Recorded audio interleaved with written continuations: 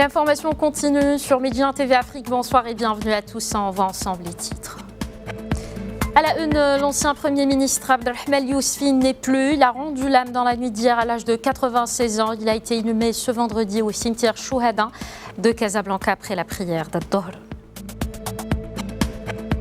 Au Maroc, toujours 71 nouveaux cas d'infection au coronavirus ont été confirmés au cours des dernières 24 heures. 76 nouvelles rémissions ont été déclarées. Et la Grèce qui rouvre ses frontières pour 29 pays à partir de la mi-juin poursuit sa lutte contre le virus. Exemple dans ce journal de l'archipel des Cyclades. On commence cette édition au Maroc. L'ancien Premier ministre Abdelrahman Yousfi a tiré sa révérence. Il a été inhumé ce vendredi au cimetière Chouhada de Casablanca après la prière d'Ad-Dohr, en présence d'un nombre restreint des proches du défunt en raison du contexte exceptionnel de l'état d'urgence sanitaire. L'ancien premier secrétaire de l'Union socialiste des forces populaires a été accompagné à sa dernière demeure, notamment par le président de la Chambre des représentants, Habib El-Malki, et l'actuel chef du parti de la Rose, Driss El-Jger. Abdelrahman Yousfi est décédé dans la nuit d'hier à Casablanca à l'âge de 96 ans. Il a été hospitalisé dimanche dernier dans la clinique Cheikh Khalifa de la métropole où il avait été admis en réanimation suite à un problème de santé. Natif de Tanger, le 8 mars 1924, le défunt avait rejoint les rangs du mouvement national alors qu'il était encore élève interne au lycée Moulay Youssef de Rabat. On s'arrête sur les moments phares de la vie de ce grand militant de la gauche marocaine dans ce récit de Ala Benani.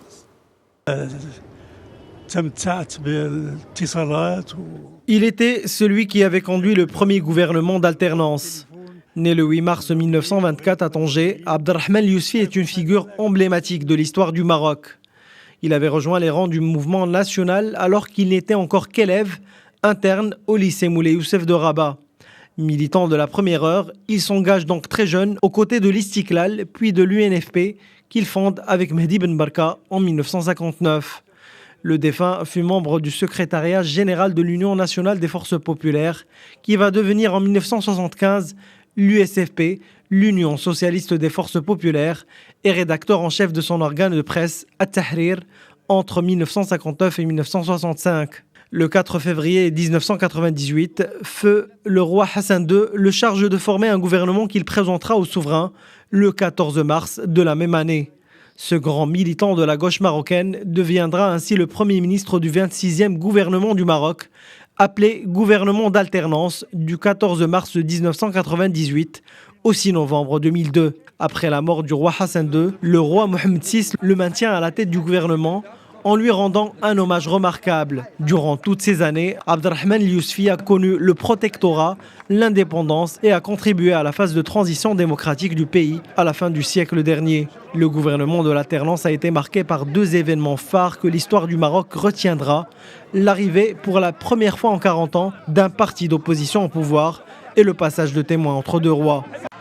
En 2016, le roi Mohammed VI avait inauguré à Tanger une avenue portant le nom du défunt en hommage à son patriotisme. Hospitalisé le dimanche dernier, l'ancien Premier ministre Abdelrahman Yousfi a rendu l'âme ce vendredi 29 mai à l'âge de 96 ans.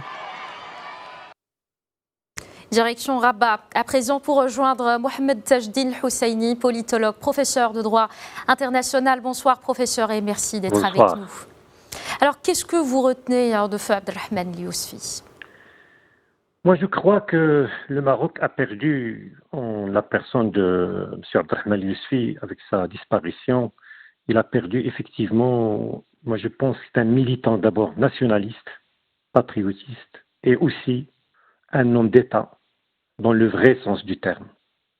Je pense que son parcours pendant le prétoctorat au premier, M. Abdelrahman Yousfi, dans ce parcours, c'est un parcours qui était très très riche.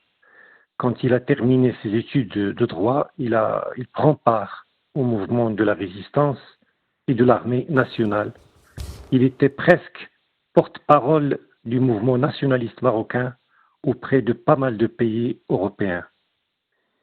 Aussi, après l'indépendance, M. Abdelrahman Yousfi, on doit considérer qu'il était parmi les premiers fondateurs du parti de l'Union nationaliste des forces populaires.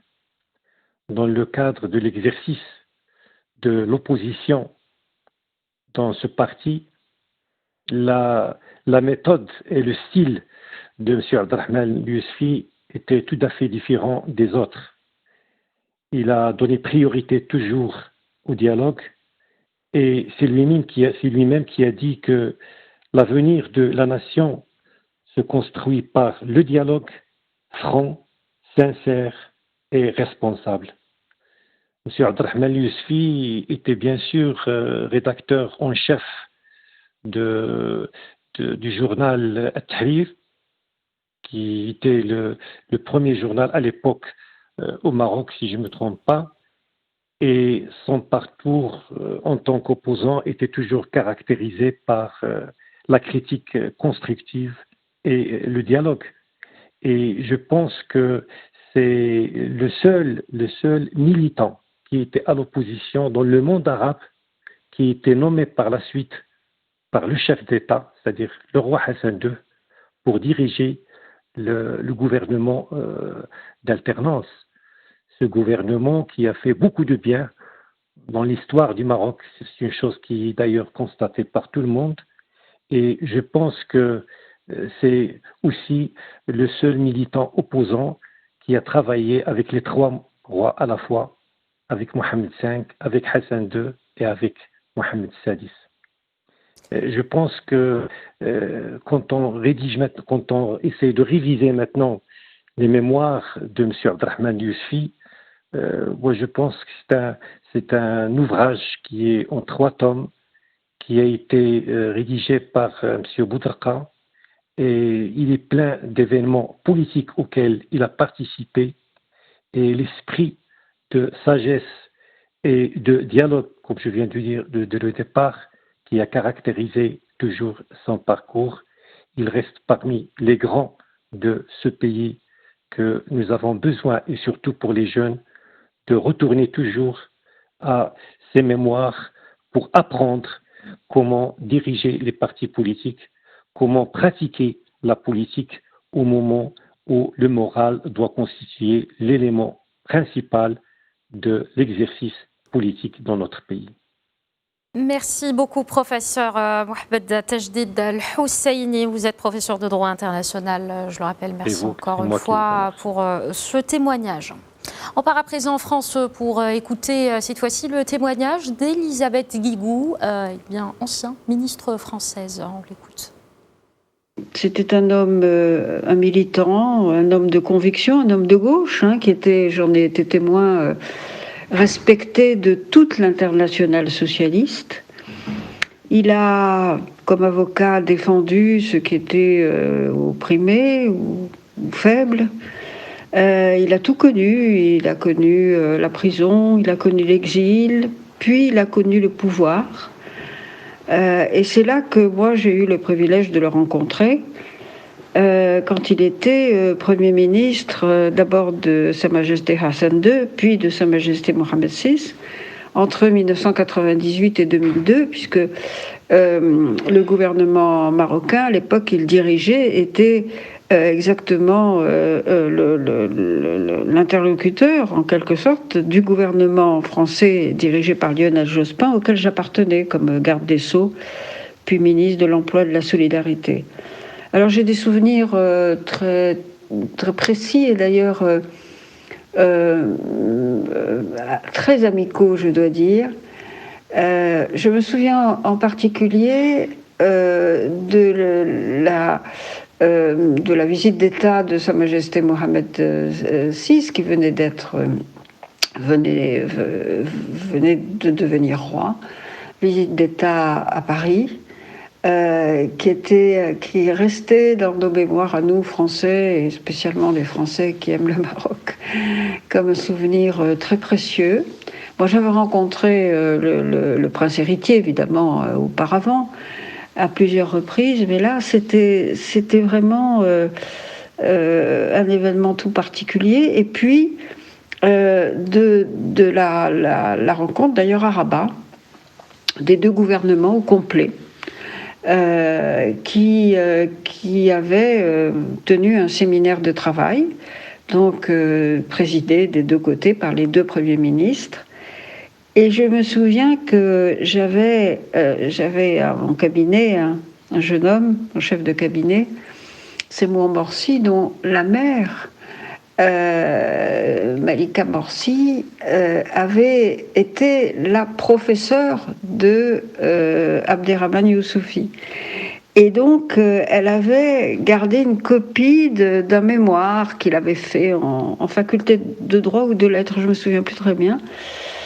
Et donc, elle m'avait donné ce texte pour que je le remette en cadeau au Premier ministre marocain. Et ça avait été fait à l'issue du dîner. Et c'était un moment très chaleureux dont j'ai gardé des photos en présence des deux premiers ministres. Il était très heureux de se souvenir de très jeunes adultes, hein, évidemment. Voilà, et puis j'ai le souvenir alors d'un homme d'abord discret. Il parlait pas beaucoup, il écoutait beaucoup. Et je crois qu'il était à la fois aimé et estimé vraiment, non seulement au Maroc, non seulement en France, où on le connaissait bien, puisqu'il a passé beaucoup de temps en France quand même, mais vraiment au-delà. Et qu'est-ce que je pourrais dire pour terminer ? C'était quelqu'un de bien, voilà, dont on se souviendra avec reconnaissance, en regrettant peut-être seulement que les circonstances actuelles, la pandémie, ne permettent pas qu'on lui organise des obsèques à la hauteur de la figure historique qu'il représente. Mais peut-être au fond, est-ce que c'est ce qu'il aurait préféré ? Je ne sais pas. En tant que sage et homme discret. Voilà. En tout cas, c'est une tristesse. Une tristesse. Je vous propose maintenant d'écouter Hassan Alaoui, directeur de la rédaction de Maroc Diplomatique. Je commencerai par une phrase que le défunt roi Hassan II avait prononcée donc en 1996-97, je crois, ou même 98, quand il a dit « Le Maroc est au bord de la crise cardiaque ». Le roi Hassan II avait prévu, évidemment, d'inviter ce qu'on appelait à l'époque la gauche. La gauche était incarnée par la Koutla, c'est-à-dire le rassemblement des trois principaux partis de l'opposition. Le roi Hassan II avait l'objectif de réunifier le pays sur le plan, je veux dire, politique, dans des circonstances à la fois exceptionnelles et graves. Moi, l'image que je retiens encore, c'est quand la gauche est arrivée donc pour être, entre guillemets, intronisée à côté du roi Hassan II. Et cette image, quand le roi a reçu donc Monsieur Abderrahmane Youssoufi. C'était une image assez émouvante parce qu'on accédait un petit peu, si vous voulez, en réaliser un tournant décisif dans l'histoire récente du Maroc. Un tournant, évidemment, qui faisait qu'il n'y avait plus désormais de décalage, il n'y avait plus de clivage entre la gauche ou la droite ou le centre ou ceci et cela. Et Youssoufi a incarné ce retour, n'est-ce pas, ce retour de la gauche au gouvernement.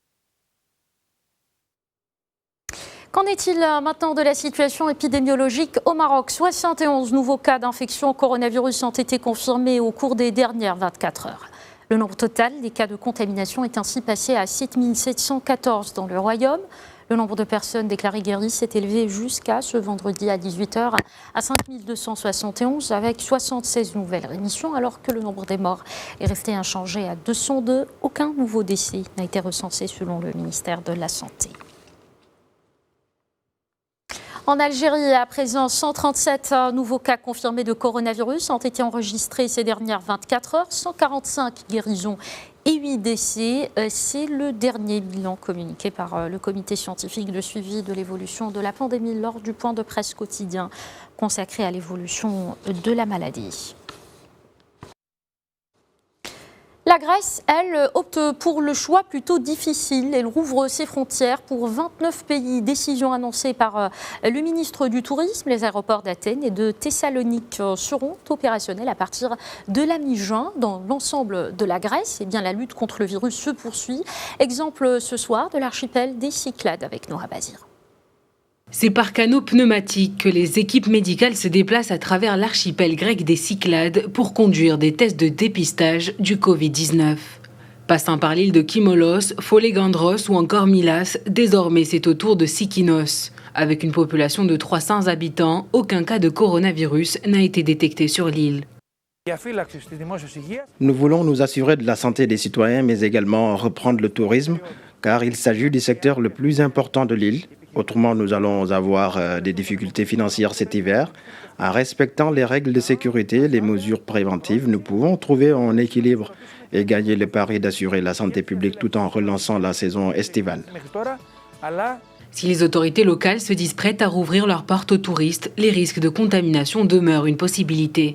De par le manque de facilités et d'infrastructures médicales, les îles sont considérées comme de possibles épicentres de propagation du virus. Pour prévenir tout cas de contamination sur l'île, le staff médical a été renforcé. Un médecin reste joignable et des transferts d'urgence vers l'hôpital le plus proche ont été mis en place. Dans un contexte de déconfinement progressif, la Grèce se prépare à rouvrir ses frontières et ses aéroports à partir du 15 juin. Des tests de dépistage seront effectués aléatoirement sur les touristes provenant des 29 pays autorisés sur le territoire grec. Un déconfinement progressif, mais la prudence est de mise. En France, la rentrée scolaire post-confinement se déroule en plusieurs phases. Depuis le 11 mai, quelles sont les dates et les mesures à retenir pour les étapes suivantes? Élément de réponse en compagnie de Zine Sali. Il me faut un rouge, un bleu, un vert. Quelques 1,5 million d'écoliers de primaire ont repris le chemin de l'école en France dès le 12 mai, avec une capacité d'accueil de 15 élèves au maximum par classe. Pour limiter les risques de contamination, les équipes pédagogiques insistent sur le respect des mesures de distanciation physique et sur l'hygiène. Content que je retrouve mes copains et revenir à l'école, puisque travailler à la maison c'était un peu dur. Et c'est bien de revenir à l'école. Tu vois des maîtresses aussi, puis tu bouges, c'est plus... je sais pas comment expliquer, tu vois d'autres personnes que ta famille.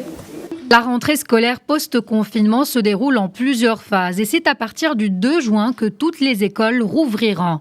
Les écoles, collèges et lycées n'ouvriront que si elles respectent le protocole national sanitaire. Des consignes y sont détaillées pour l'accueil du matin, la récréation, la restauration ou encore l'aménagement des classes.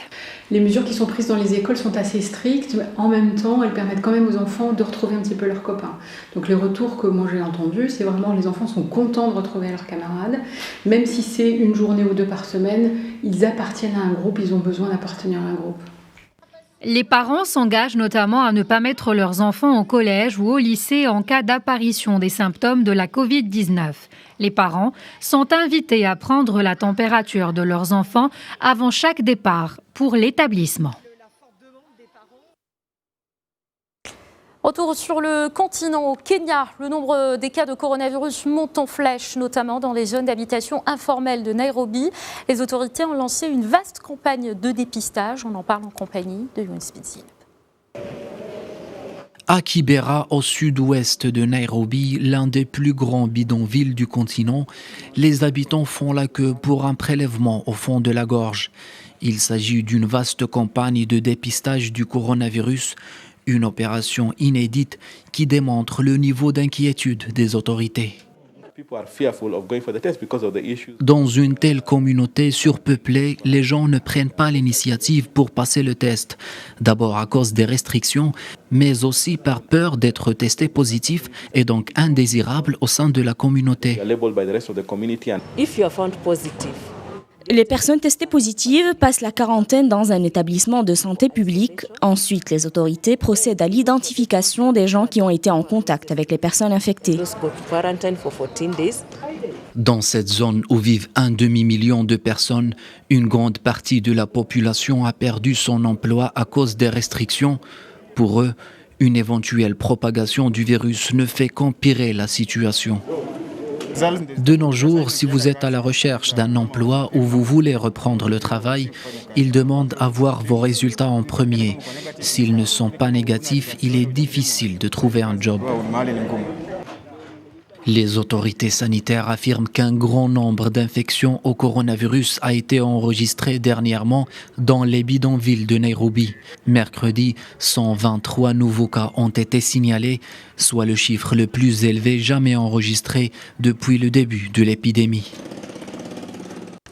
Aux États-Unis, à présent, le policier mis en cause dans la mort de George Floyd, un Afro-Américain de 46 ans, lors d'une interpellation mortelle à Minneapolis, a été arrêté. Annonce faite aujourd'hui par les autorités locales. La garde nationale était déployée hier dans cette ville du nord du pays pour tenter de ramener le calme après une troisième nuit d'émeutes liée au décès de Floyd qui suscite des manifestations dans tous les États-Unis. Le président Donald Trump qui a dénoncé à plusieurs reprises un crime tragique et demandé une enquête rapide s'en est pris cette fois-ci aux casseurs. Les pillages seront immédiatement accueillis par les balles. C'est ce qu'il a déclaré dans un tweet aujourd'hui.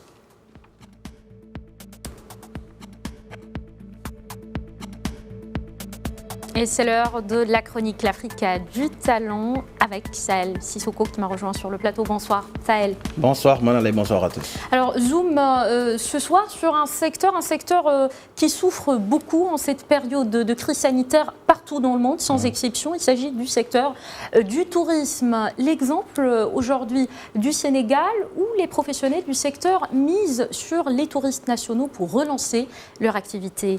Parlez-nous de cette initiative des professionnels du tourisme au Sénégal. Effectivement, comme vous le savez, ce virus n'épargne aucun secteur d'activité, mais au moins il pousse les acteurs à se réinventer. C'est le cas pour le tourisme, qui est un levier essentiel de l'économie sénégalaise, mais en raison du coronavirus, pendant plus de 2 mois, ce paysage somptueux du Sine Saloum, classé patrimoine mondial de l'UNESCO, est déserté par les touristes. Certains hôtels ont même fermé boutique car les frontières sont fermées, mais aussi le transport interurbain est à l'arrêt pour éviter la propagation du virus. Dans ce village de Ndangan, situé à Fatick, c'est toute une économie qui est impactée. Un coup dur pour artisans et guides touristiques. En 2019, plus d'1 million de visiteurs internationaux ont passé leurs vacances au Sénégal, un chiffre qui sera revu à la baisse en 2020 à cause du virus. Déjà aujourd'hui on ne gagne rien, à part que de temps en temps on va à la pêche, donc ce qui nous permet d'avoir un peu de revenus en vendant les poissons. Mais on va dire 99% de nos revenus aujourd'hui sont out, quoi. Mais ce qu'il faudrait commencer à faire, je pense, essayer de travailler sur le tourisme local. Parce qu'en ce moment, je bosse beaucoup sur ça, le tourisme local, faire venir les Sénégalais qui sont de Dakar, qui sont dans les autres régions, qui ne connaissent pas. Donc je pense que le corona devrait nous permettre, parce que quand on était sans corona, on n'y pensait pas en fait, on était avec les touristes.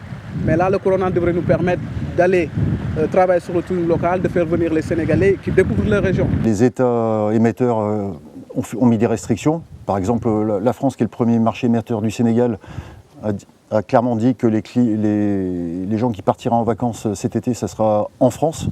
Donc on n'aura pas de Français cet été. Mais par contre, on a la chance d'avoir une importante clientèle d'habitués locaux, expats et locaux.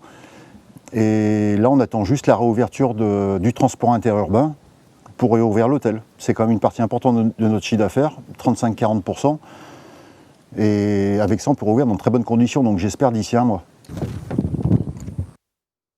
Et en cette période de crise sanitaire, toujours la Confédération africaine de football a décidé d'aider financièrement les différentes fédérations du continent, n'est-ce pas ? C'est bien cela, dans un match de football, on aurait qualifié cette action de la CAF d'une passe décisive tellement qu'elle fait du bien aux différentes fédérations qui se trouvent actuellement dans le dur à cause de cette pandémie. L'instance a décidé de verser 10 millions de dollars, soit plus de 6 milliards de francs CFA à ses 54 fédérations membres. C'est ce qu'elle a annoncé ce jeudi dans un communiqué publié sur son site officiel. Il s'agit d'une décision du comité d'urgence qui a approuvé la distribution immédiate des subventions financières aux associations membres pour soutenir la gestion locale du football frappée de plein fouet par la pandémie du Covid-19. Chaque fédération va recevoir 200 000 $, soit un peu plus de 118 millions de francs CFA. 2 semaines auparavant, la CAF avait octroyé 3,5 millions de dollars aux participants des compétitions interclubs pour la saison 2019-2020, rappelle ce même communiqué.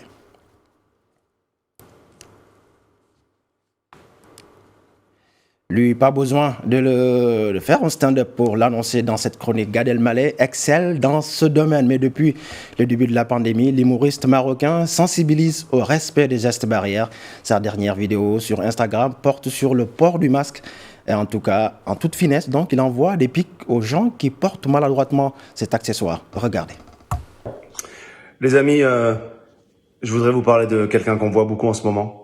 On n'en parle pas beaucoup, mais on l'a tous vu. Voilà, je voudrais vous parler de ce mec-là. Tu vois, ouais, voilà, tu le connais. Et je voudrais vous parler d'un autre gars aussi, qui est pas mal, c'est lui. Qu'est-ce que vous pensez de celui-là? Vous l'avez vu, lui? Ok, on est d'accord. Il y en a un autre. il est pas mal. C'est lui.